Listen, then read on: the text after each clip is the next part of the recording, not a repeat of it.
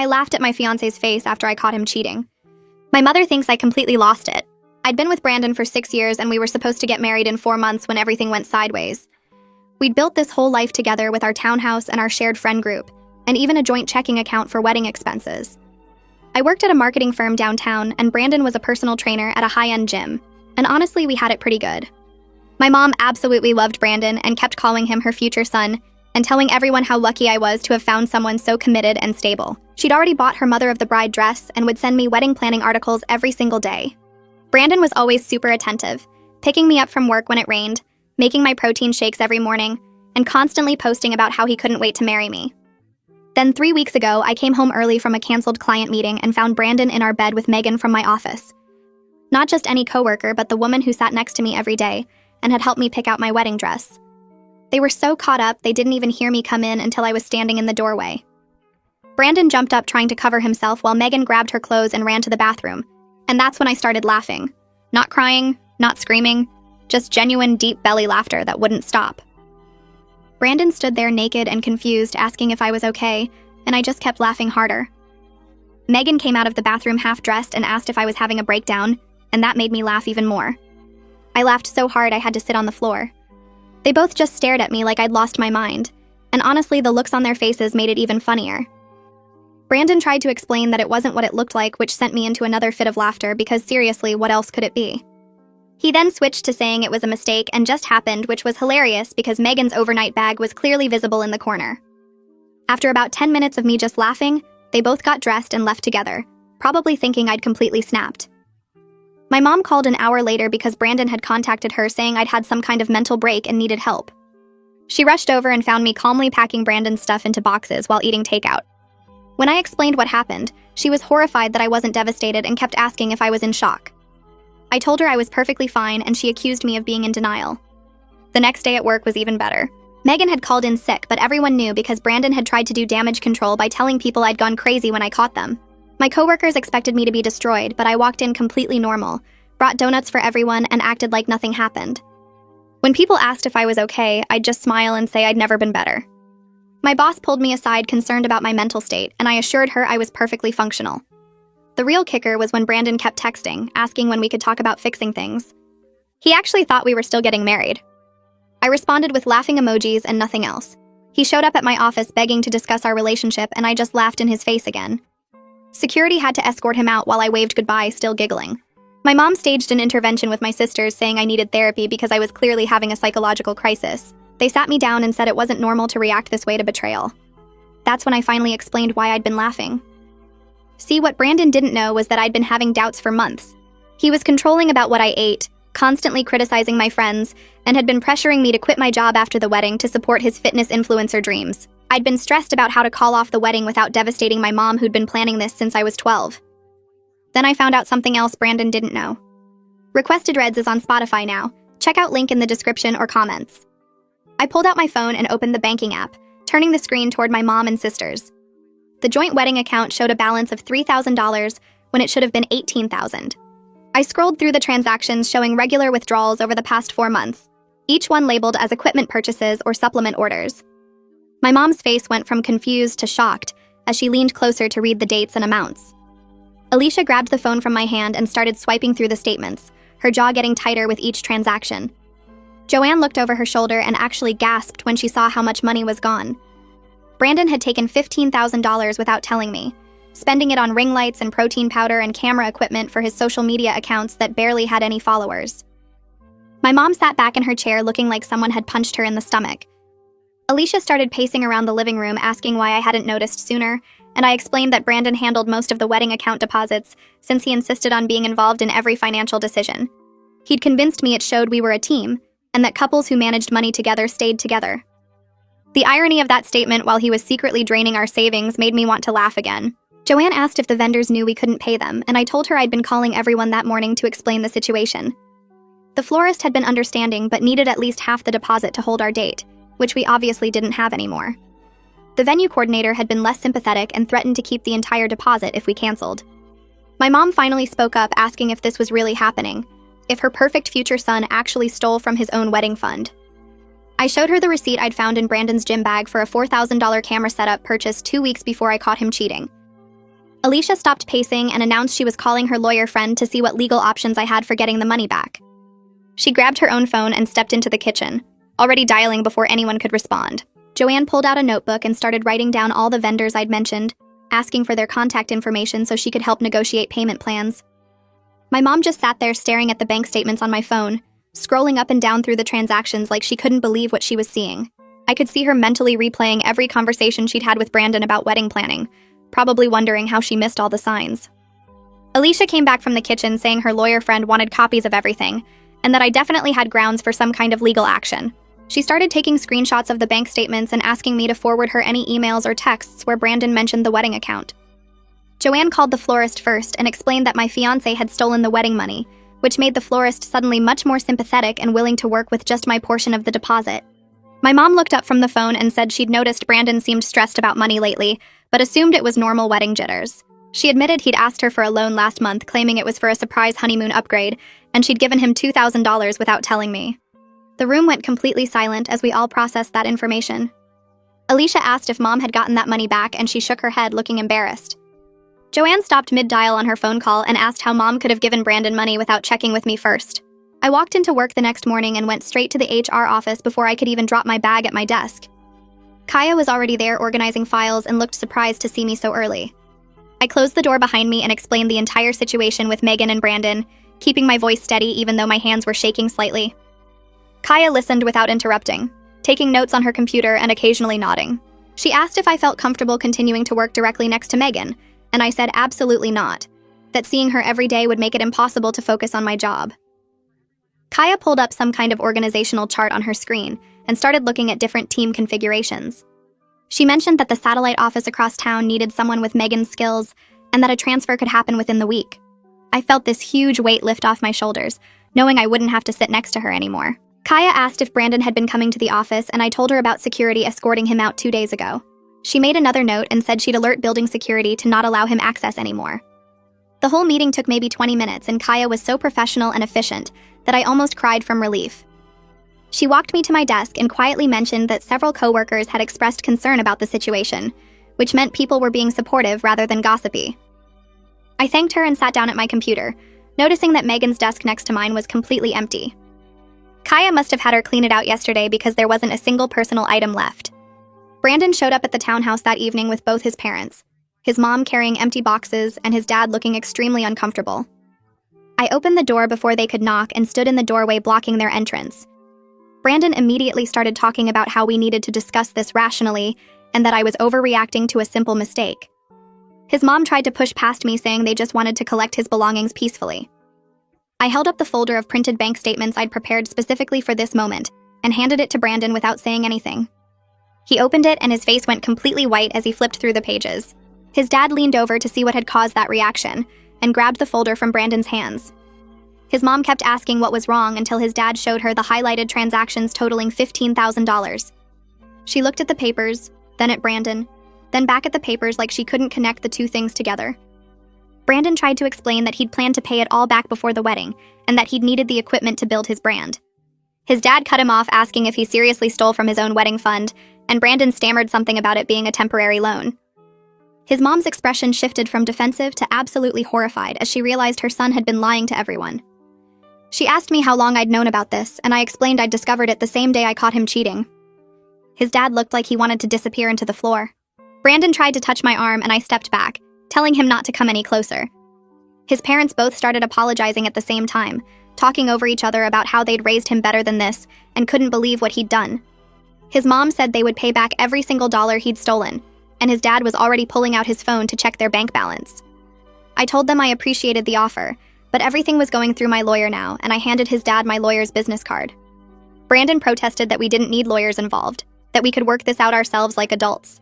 His mom actually shushed him and told him he'd done enough damage already. His dad asked how quickly I needed the money returned, and I said as soon as possible since I had vendors threatening to keep deposits. They both nodded, and his mom wrote down my lawyer's information in her phone. I pointed to the boxes they'd brought and said Brandon could pack his things now while I watched. His mom looked like she wanted to argue, but his dad picked up a box and handed it to Brandon, telling him to get moving. Brandon went upstairs to our bedroom and I followed, standing in the doorway while he grabbed clothes from the closet. He kept trying to start conversations about how we could fix our relationship, and I just stared at him without responding. His parents waited downstairs, and I could hear his mom crying. Brandon filled 4 boxes with his stuff and carried them down one at a time, each trip accompanied by another attempt to talk to me. On his last trip down, he stopped on the stairs and said he never meant to hurt me. I told him he needed to be off the lease by the end of the month, or I'd pursue legal eviction.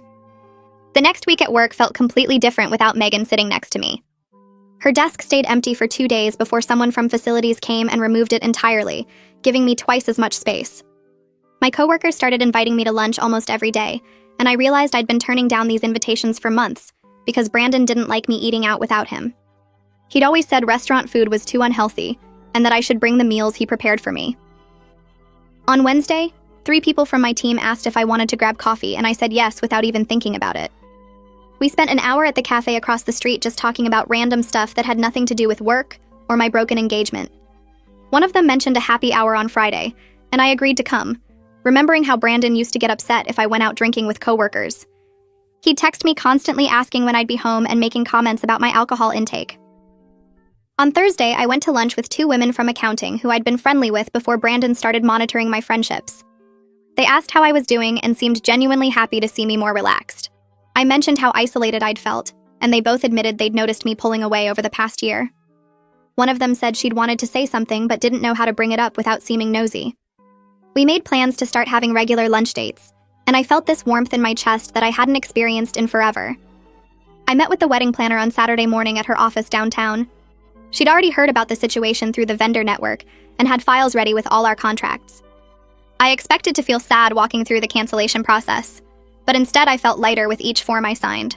She explained which deposits were refundable and which weren't, showing me the breakdown on a spreadsheet.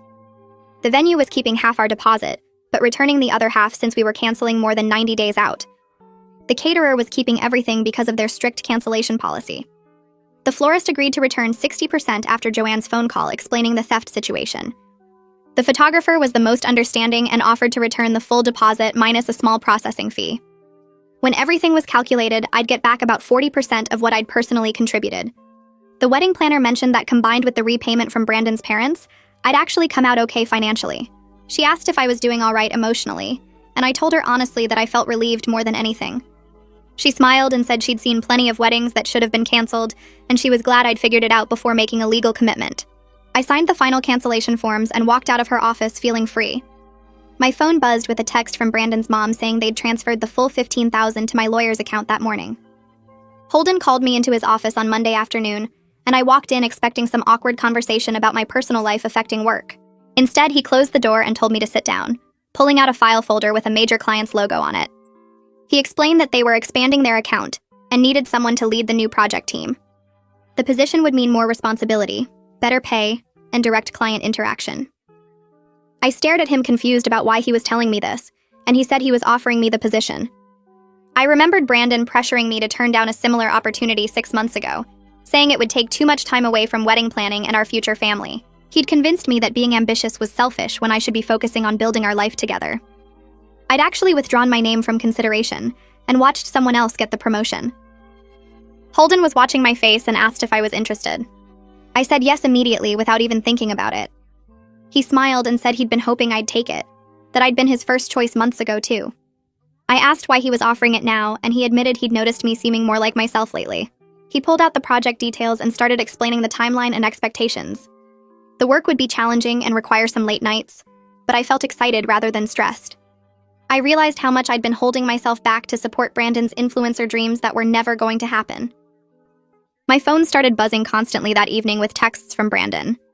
The messages had shifted from apologetic to angry, accusing me of ruining his reputation and making it impossible for him to get clients at the gym. He said people were asking questions about why the wedding was canceled, and that my version of events made him look bad. I screenshot every single message and forwarded them to my lawyer's email. He sent another text saying I was destroying his career prospects, and that he'd never be able to build his brand now. I took screenshots of that too. He called 3 times in a row, and I let it go to voicemail each time, saving the recordings where he yelled about me being vindictive and cruel. His final text said I'd regret treating him this way, and that he'd make sure everyone knew what kind of person I really was. I sent everything to my lawyer and then blocked his number entirely.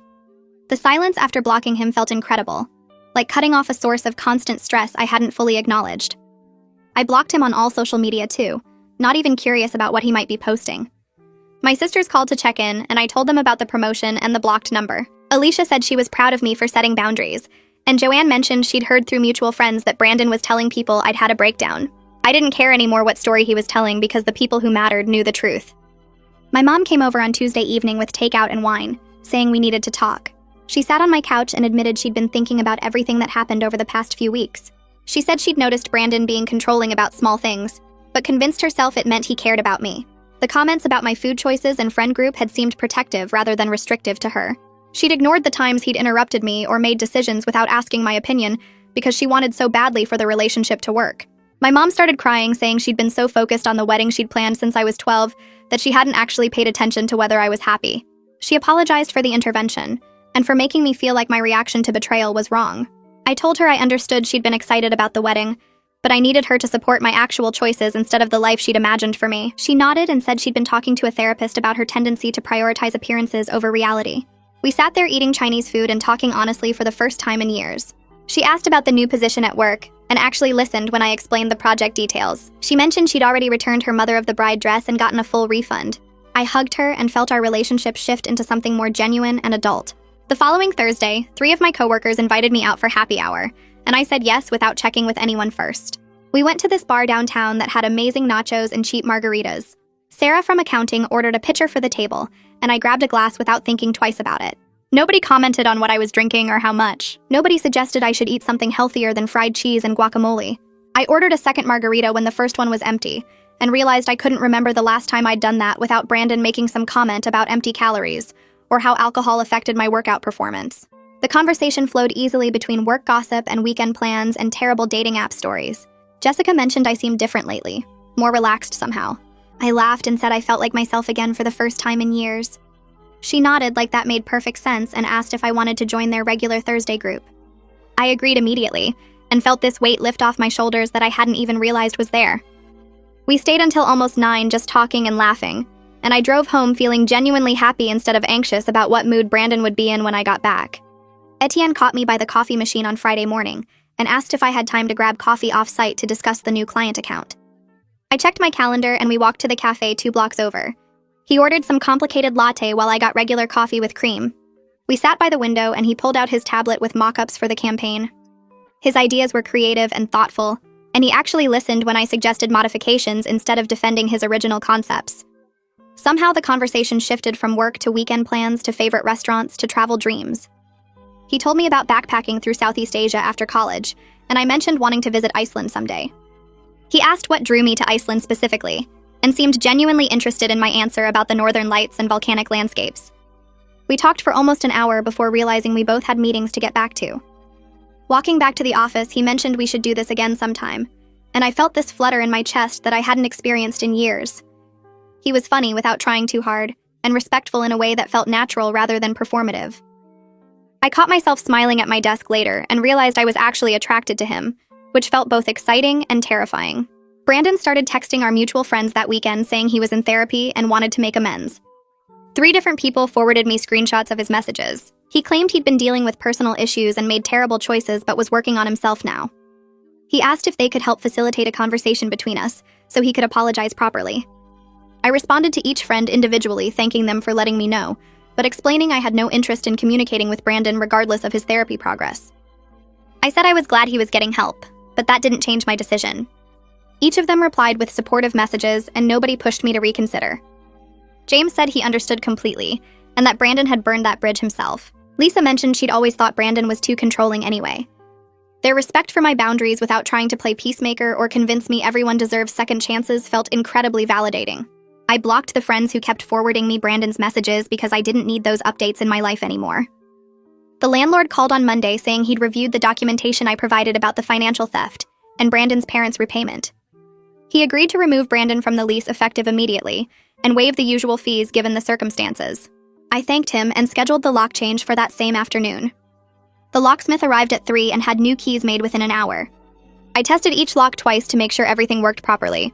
Then I called my sisters and asked if they could come over that evening to help rearrange furniture. Alicia and Joanne showed up with wine and takeout. We moved the couch to face the window instead of the TV. We relocated the bookshelf from the bedroom to the living room. We rearranged my bedroom completely so the bed faced a different direction, and the dresser sat where Brandon's desk used to be. Every change made the space feel more like mine and less like ours. We hung new curtains I'd bought online and replaced the throw pillows with ones in colors I actually liked. By 10 that night, the townhouse looked completely different, and I felt this sense of ownership I'd never experienced even when Brandon lived there. My sisters left around 11, and I walked through each room appreciating how the space finally reflected my taste instead of compromises I'd made to keep the peace. Megan's email arrived Tuesday morning with the subject line, "I owe you an apology." I stared at it for several minutes before opening. The message was long and detailed about how she'd been feeling insecure in her own relationship and made terrible choices. She explained that Brandon had pursued her, and she'd been flattered by the attention. She admitted she knew it was wrong but convinced herself it didn't matter because I seemed happy anyway. She wrote that seeing my reaction made her realize how badly she'd betrayed both our friendship and professional relationship. She said she understood if I never forgave her, and that she'd requested the transfer herself because she couldn't face me every day. The apology seemed genuine, and I appreciated the honesty about her motivations. I read it 3 times trying to decide how I felt. Eventually, I closed the email without responding. Forgiving her didn't require reconciliation or even acknowledgement. I simply didn't want her in my life anymore, regardless of how sorry she felt. The anger I'd initially felt had faded into indifference. She'd made her choices, and now she had to live with the consequences. I archived the email and moved on with my day without giving it another thought. Etienne started joining me for lunch regularly after that first coffee meeting. We'd grab sandwiches from the deli downstairs and eat in the courtyard when weather permitted. The conversation stayed light and easy, ranging from work projects to favorite books to childhood memories.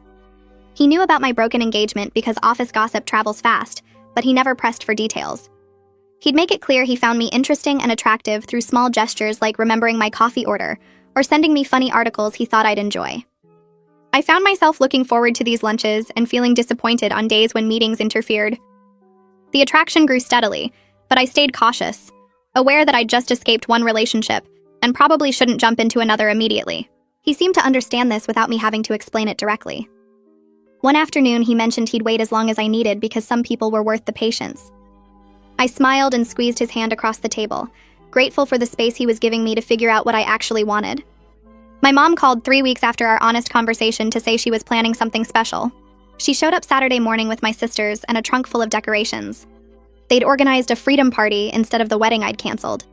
She'd invited close family and friends to celebrate my new beginning. The whole thing was admittedly cheesy, with a banner saying, "Here's to new chapters," and cupcakes decorated with little birds breaking free from cages. But it was also genuinely touching, because everyone there actually supported my happiness instead of mourning the wedding that didn't happen. My aunts brought champagne, and my cousins made a playlist of empowering breakup songs. We spent the evening laughing and dancing and sharing stories about dodging relationship bullets.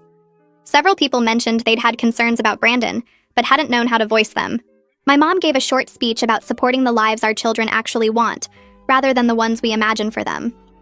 I hugged her afterward with tears in my eyes, grateful she'd finally heard me. The party lasted until almost midnight, and I went to bed exhausted but genuinely content. 3 months after catching Brandon with Megan, I was genuinely thriving at work. The new client account had exceeded every projection we'd set. The campaign I'd developed with Etienne's creative team had gone viral in exactly the way we'd hoped. Our client was so pleased they'd already signed on for an extended contract. Holden called me into his office on a Wednesday afternoon, and I assumed it was just another project check-in. Instead, he closed the door and mentioned that a senior marketing director position was opening up next quarter. He said he'd been impressed with my work on the account and wanted to know if I'd be interested in applying. I felt this surge of excitement and immediately said yes. He smiled and pulled out the job description to walk me through the responsibilities and expectations. The role would mean more autonomy, a significant raise, and the chance to lead my own team. I realized that Brandon's plan for me to quit after the wedding would have completely derailed a career I actually loved. Walking back to my desk, I felt grateful for every choice I'd made since that afternoon I'd come home early and found them together. I ran into Brandon at the coffee shop near my office the following week. He was standing in line ahead of me, looking exhausted and defeated. His gym clothes were worn, and he'd lost the polished appearance he used to maintain so carefully. He turned and saw me, and his face went through several emotions before settling on something like shame. He stepped out of line and asked if we could talk for a minute. I glanced at my watch but agreed to 5 minutes. We sat at a corner table, and he explained that his influencer career never took off because brands didn't want to work with someone involved in a cheating scandal. He was working double shifts at the gym trying to pay his parents back the money he'd stolen. He looked genuinely miserable, and part of me felt sorry for him. But mostly, I just felt grateful that I'd escaped before legally binding myself to his poor decisions and lack of integrity. He asked if there was any chance we could try again, and I actually laughed. Not cruelly, but with genuine amusement at the absurdity. I told him I hoped he figured his life out, but I'd moved on completely. I grabbed my coffee and left him sitting there looking smaller than I'd ever seen him. Etienne asked me to dinner that Friday, making it explicitly clear this was a date at an actual restaurant rather than our usual colleague lunches. I said yes without hesitation, feeling excited rather than anxious about the prospect. We went to this Italian place downtown with amazing pasta and wine. The conversation flowed even more easily than usual now that we'd dropped the pretense of this being purely professional friendship. He told me about his family and his dreams of eventually starting his own creative agency. I shared stories about my sisters and my plans for the promotion I was pursuing. He reached across the table and took my hand, asking if this was okay. I nodded and squeezed back, realizing I was finally ready to explore something new with someone who respected rather than controlled me. He walked me to my car afterward and asked permission before kissing me goodnight. The kiss was gentle and respectful, and everything felt right in a way it never had with Brandon. Driving home, I caught myself smiling and felt genuinely optimistic about my future for the first time in years. My sisters came over for brunch the following Sunday, and we ended up talking for 3 hours at my kitchen table. Alicia poured more coffee and mentioned she'd been wanting to have this conversation for months. She explained that she and Joanne had noticed Brandon's controlling behavior getting worse over the past year, but didn't know how to bring it up without seeming like they were trying to sabotage my relationship. Joanne added that she'd watched me become quieter and more withdrawn at family gatherings, always checking my phone to see if Brandon had texted about what time I'd be home. They'd discussed it between themselves multiple times, but worried that saying something would damage our relationship if I wasn't ready to hear it. I felt this wave of relief knowing they'd seen what I'd been trying to ignore for so long. We made a pact right there to be honest with each other even when it felt uncomfortable, promising to speak up if we ever noticed concerning patterns in each other's relationships or lives. The conversation shifted to lighter topics, and we spent the rest of the morning laughing about childhood memories and making plans for a sister's trip next summer. Walking them to the door afterward, I felt closer to them than I had in years. Brandon's parents' final check arrived in the mail on Tuesday with a handwritten note attached. His mother had written that they were deeply ashamed of their son's behavior and grateful I'd handled everything with such grace and maturity. The check covered the last of the stolen money plus an additional $2,000 as interest and apology. I deposited it that afternoon and immediately opened my laptop to research the Iceland vacation I'd been dreaming about since college. Brandon had always dismissed the idea as too expensive and impractical, insisting we should save for a down payment on a bigger house instead. I booked a week-long trip for late spring with hiking tours and northern lights viewing, and felt this incredible rush of excitement about doing something purely for myself. The travel agent confirmed everything over email, and I printed out the itinerary to stick on my fridge as a daily reminder that my life was finally my own again. 4 months after finding Brandon and Megan in my bed, Etienne and I made things official over dinner at his apartment. He'd cooked this amazing French meal his grandmother had taught him, and we spent the evening talking about what we wanted from a relationship. The difference between him and Brandon felt overwhelming in the best way possible. Etienne asked about my career goals and seemed genuinely excited when I mentioned wanting to eventually start my own consulting firm. He shared his dreams of opening a creative agency, and we brainstormed ways we could support each other's ambitions, without either of us having to shrink our plans. He never once suggested I should change my appearance or eating habits or friend group. When I mentioned feeling nervous about jumping into something new so soon after my engagement ended, he squeezed my hand and said we could move at whatever pace felt comfortable. I realized I'd never felt like I was accommodating someone else's ego or walking on eggshells around his moods. Everything felt balanced and respectful in a way I hadn't experienced before. Holden called me into his office the following Monday morning with this huge smile on his face. He closed the door and told me the senior marketing director position was mine if I wanted it, along with a 40% salary increase and my own team of 5 people. I actually had to sit down because the news felt so surreal after years of Brandon pressuring me to quit and support his influencer plans instead. My new role would start next month and include leading the strategy for our 3 biggest client accounts. Holden mentioned that my work on the recent campaign had impressed the executive team, and they'd specifically requested me for the promotion. I accepted immediately and floated back to my desk feeling like everything was finally falling into place. My team took me out for celebratory drinks after work, and I found myself surrounded by colleagues who'd become genuine friends now that I wasn't isolating myself to avoid Brandon's jealousy and criticism. They shared stories about how much happier I seemed over the past few months, and how my energy had completely shifted since the breakup. My mom stopped by my townhouse that Wednesday evening with takeout, and we ate on my couch while watching trashy reality TV. During a commercial break, she mentioned she'd started seeing a therapist to work on her own issues with control and appearances. She admitted that her obsession with my wedding had been more about fulfilling her own dreams than supporting what I actually wanted. The therapist had helped her recognize patterns from her own mother and how she'd been repeating the same pressure and expectations with me. She apologized for the intervention and for not listening when I'd tried to express doubts about Brandon over the past year. I hugged her and told her I appreciated her willingness to examine her own behavior and make changes. She asked about Etienne and actually listened when I described our relationship without immediately planning our future wedding or pushing for grandchildren. The conversation felt more authentic than any we'd had in years, and I went to bed that night feeling grateful for her growth and our evolving relationship. My flight to Iceland left early on a Thursday morning in late April, and I spent the entire week hiking through volcanic landscapes and soaking in hot springs. I'd signed up for a solo traveler tour group and met people from 6 different countries who were all exploring on their own. We hiked to waterfalls and black sand beaches during the day and chased the northern lights at night. One evening, I stood alone on a cliff overlooking the ocean and felt this profound sense of peace about who I was outside of any relationship or anyone else's expectations. I'd spent so many years trying to be what Brandon wanted, or what my mom envisioned, that I'd lost touch with my own desires and dreams. The week felt like shedding an old skin and rediscovering the person I'd been before I'd started shrinking myself to fit someone else's vision. I returned home with hundreds of photos and this bone-deep confidence about my independence and future that I'd never experienced before. 6 months after that afternoon, I'd come home early and found Brandon with Megan. I was sitting in my newly decorated townhouse looking at my life with genuine amazement. My career was thriving with the promotion, and my own team who respected my leadership. Etienne and I had built this healthy relationship based on mutual support and respect, rather than control and accommodation. My mom and sisters and I had developed more authentic connections after our honest conversations about boundaries and communication.